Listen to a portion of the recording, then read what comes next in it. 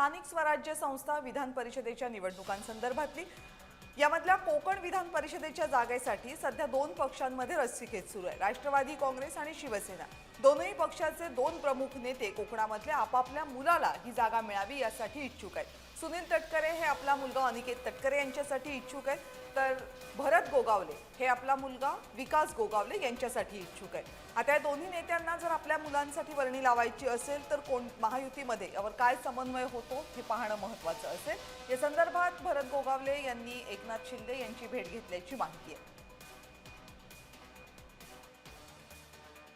आपल्या माहितीसाठी सांगू इच्छितो की याच्या पूर्वी पण ती शिवसेनेनेच जागा लढवलेली होती, परंतु त्यावेळेला पालघरच्या एका जागेवरनं थोडंसं आमचं धुसफूस झालं आणि त्याच्यामुळे मग आम्हाला थोडंसं पराभव पत्करावा लागला, हे आपल्याला सगळ्यांना माहिती आहे। परंतु ती जागा त्यावेळेला आमच्याकडे होती, त्याच्यापूर्वीही आमच्याकडे होती, त्या आपल्याला सगळ्यांना कल्पना आहेत आणि त्यासाठी साहेब जे आमचे ठरवतील ते आम्हाला मान्य आहे।